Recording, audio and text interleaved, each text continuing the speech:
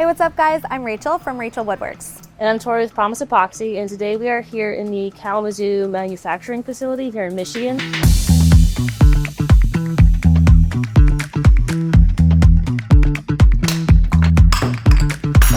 Here at our facility, we manufacture it, we label it, and we ship it all out of here. And then here's our deep pour that we're going to be using. Awesome, but wait, why does it have a purple tinge to it? So it's purple mainly just to differentiate between part A and part B, but it's still going to cure crystal clear, so this is definitely what we want to use for our project. Okay, I'll grab A, you grab B. Sweet.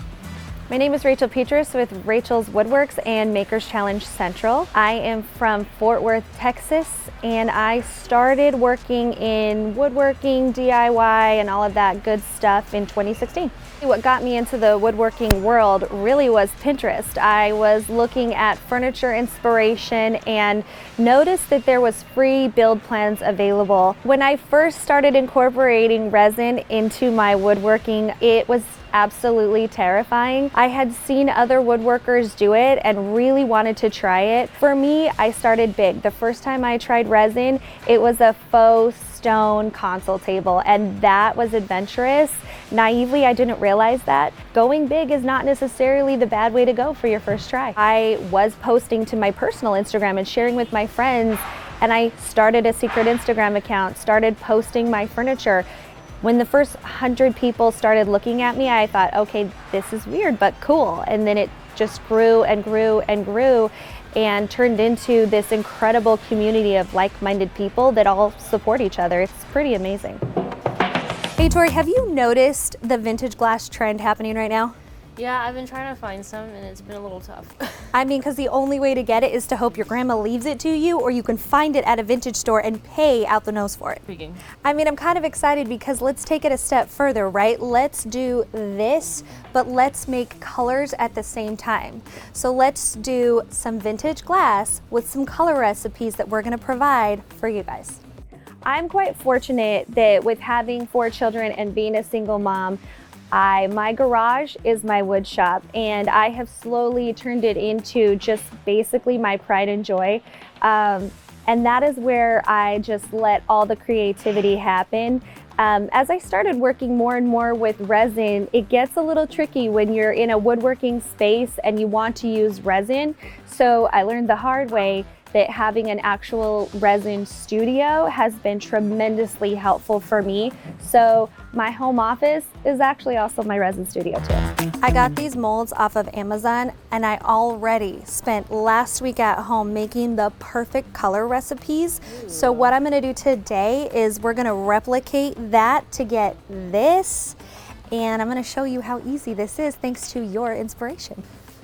Okay, so not to get this confused from tabletop, deep pour is a different ratio than tabletop. It's actually 2 to 1. We've pretty much got the same kind of viscosities happening here, so you really can do that A-B ratio. I know sometimes we talk about that trick where you can mix your B to A first for viscosity purposes. This is pretty much almost the same, so we can really just get started here. Now, Tori, last week when I messed around with this and figured out the exact colors that we needed, I based it off of 12 ounces. Okay. So let's just go ahead and do that as our base. You'll have a link in the description, and that'll go to promiseepoxy.com, and over there you'll have a free page with all of the color recipes that we have worked out on our own, and including the ones that we're going to share with you today. Yep, so for deep pour, right, we've got 12 ounces, so we're going to do, what, 8 ounces of A and then 4 ounces of B. Mm-hmm. Okay. Sounds good.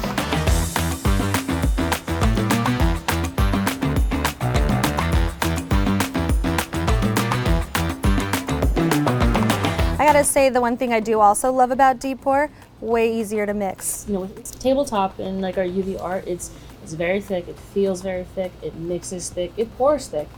This is completely different. You still want to mix slow, you still want to be scraping the sides and the bottom of your cup and make sure you're just taking your time, but it's a totally different mixing experience. For me, it's kind of like hard for me to tell once I start mixing that it's fully incorporated. So I will say with deep pour, I do probably tend to over stir, but I tell you, there have been times where I think I haven't stirred completely, and you do get that stickiness when you demold. Yep. We do not want that. We're gonna do 3 jars today. We're gonna show you 3 color recipes that we've created. So we've got our 3 mixtures happening right here. So I still have a few striations in mine. It's not horrible, but it's not quite done yet either. That's a great tell of how to know if you are completely incorporated or not, is you really just want to look for those striations, right, as you're stirring. If you are working in an environment that's a little bit cooler than ideal being like 70 to 75 degrees Fahrenheit, you can put those bottles or the cup itself in a warm water bath either before you pour and mix or while you're mixing, and that will just really help prevent bubbles, micro bubbles specifically, and it will just pour better. You know, another friendly reminder is when you are working with epoxy, if you are not in a well ventilated area, you do want to have a respirator or a mask that is specific to chemicals. We are very lucky today to be in the lab over here at the KZoo facility, so it's pretty ventilated here, so we got lucky. I recently tried deep pour for the first time. This medium, it's just so incredible. There's so many ways that you can push the limit. So number one, I want to grow in my resin platform. It's something that is fascinating me right now, and I would love to expand that. And number two, I want to outreach to the community more and involve them more. And if I'm being super selfish, number three, I love doing community events. I love when I can bring the community together and we can all do something together. That's my absolute favorite. So my ultimate goal would be to host another event like we previously did called Mask Tampa, where we brought a group of people together and renovated a space where we can just be creative and grow with each other. Okay, I've been dying to do blue. Yeah, I like the blue. Okay, this one I am kind of curious if we can actually make it look as close to glass as possible. I'm just gonna check these molds. I wanna make sure that I don't have any dust. I wanna make sure I don't have any glitter because, you know, I reuse my molds for as long as I can. And it's so easy for stuff to get trapped in there. So you really do just wanna double check. But anything that you pour into that mold, it's gonna cure and come out of that mold. With the blue, when I tested that, which was this one, I didn't do any black in that one. I have noticed in the colors that I've been doing that when we put like a little drop of black in there, it's almost like that's what gives it that vintage look. It's kind of what I love is that we've got some options here. I think I'm gonna do deep blue because that's what I tested it with. And here's my black. And I always start with black because it's the most, I don't know if invasive is the right word, but black to me is scary. It can make or break the color that you're working with here. And so I want to just make sure if I put too much black in, then I'm scrapping and starting over. So how many drops did you put in there? 1 drop. You really, really do want to be conscious when you are mixing that alcohol ink into your deep pour, because if you don't fully incorporate it, you're not gonna get those color results. So I'm gonna go with blue and I'm gonna do 2 drops of the deep sea. Again, if you're looking for like a deeper glass color, add another drop. It really is up to you guys. I gotta say, when I was researching this, I did find all sorts of different colors. It really is just a preference. For me, when I did this ratio, I really liked the outcome. For your peach, I did 1 hibiscus, 1 flamingo to start with, and then I kind of just started doing 1 and 1 until I really got that color that I liked. We'll perfect it literally as we speak, and then we'll leave you guys that recipe. You can always add more color, but you cannot add less color.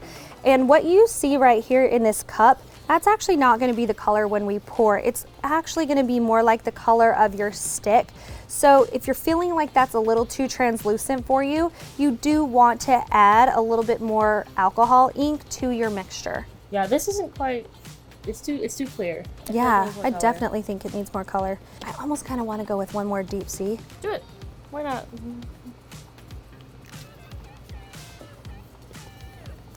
Yeah, that's gonna be it. That really is the consistency that I want. So I'm gonna go ahead and get this poured up. Then we can move on to this color.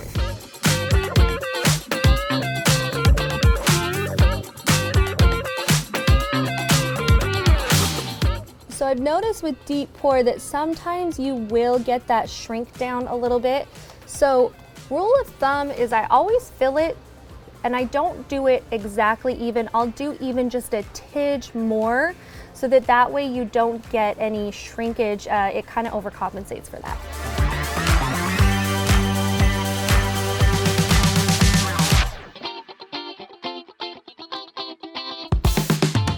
So the reason that I keep pouring slowly is because it's settling in, and I want to make sure that we are getting everywhere. I do not want any divots when we demold this. Make sure that you are working on a level surface, otherwise you're not gonna have it looking so hot when you demold and lay it on your table. So this middle one, Tori, is the one that I really wanted to make it look like super vintage glass. Yep. Almost like clear, but not completely. So I'm gonna go with just black on this one. Okay, just a little bit. Yeah, because I just want it to be like that smoky color. I think I'm gonna need 2.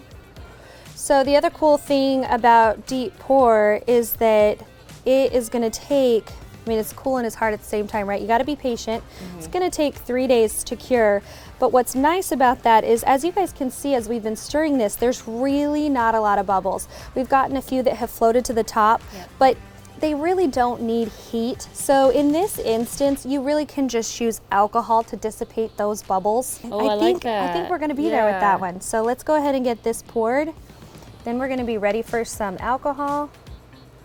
I'll grab that. The isopropyl kind.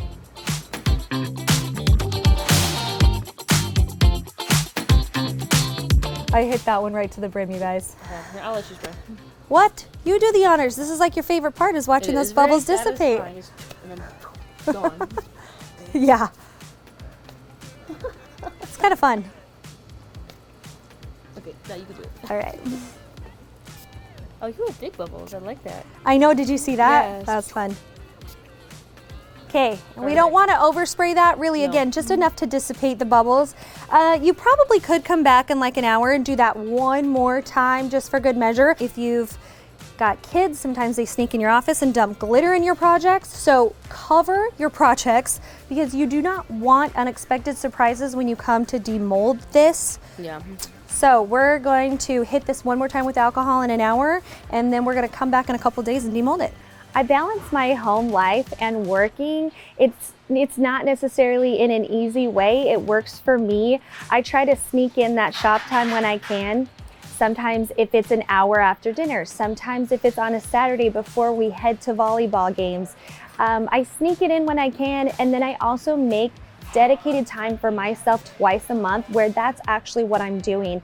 As my kids have gotten older, I've brought them in the shop with me, and that's special time that they love because they're learning from me and they're seeing me work hard, and it just gives them that great work ethic. So now that we have let our mold cure for 2 to 3 days, really more like 3 is the recommendation, and a really good way to tell that it is cured, you don't just want to gauge it from the top, gauge it all the way down here. If this is soft at all when you are pressing on it, do not demold. Let's see if we actually were patient. All right, let's do it. This actually is my favorite part, and actually the scariest part at the same time. It's so fun. It's like the big reveal. It is. Then I'm also like worried. It's the knobs on these jars. The knobs are always like, They're so hard. trying to pull See, them out. I went with the base first. Now look at that. Does that even look like resin to you, Tori? I mean, that No, is it doesn't. amazing. And if you guys could see this as close up as we can, you would see that there are no bubbles. And that's because we did all of our steps right. And that included mixing the colorants, the patience, and the deep pour, to be totally honest with you. This is just an awesome deep pour. I mean, that's incredible. You are not going to get that with every deep pour that you use. Look at that. Look at that detail. That is some pretty amazing detail. I know. Hey. Okay. Yeah, that looks good. I'm gonna say not bad on that one. You know what? I just got a genius idea. When we have these all pulled out, we should test Matt Moss, the brand manager. Let's have him come and guess and tell us which is glass, which is resin. So that one, even though we did do black, it kind of still ended up a little bit too crystally for me. It's got like a peachy undertone. Yeah. Which looks is okay. good. I don't hate it. You know, that's why we experiment. But definitely, I think what we'll do is adjust the color recipe on this one for you guys so you really get that smoky black finish. Yeah, and this one has more of like a. Oh, I love that. It's cool. It's like a frosted blue tint. Yeah. Oh. Okay, so what we have here, right? We have 5 different glass jars. One of them's actually glass. It's this one, right? The rest are completely resin. So we're gonna call Matt over and see if he can figure it out. Hey, Matt. Yeah. So we have these different vintage glass jars here, right? One of them's glass, all the rest are resin, and we want to see if you can tell the difference. So pick one, and we're gonna drop it and see. You can't touch them. Yeah, you can't. Just look. Can't touch them. No. Definitely not that one. That's glass right there. Is it? You ready? Ready for this? Ready? Yeah. Turns out, not glass. Okay. But you gotta pick another one. Try one more time. more Just time, try one one more more time. The middle one, that orange one. This one? Yep. Oh, it's resin. One more shot. One. Yeah, let's try the green one on the left there. This one? Yep.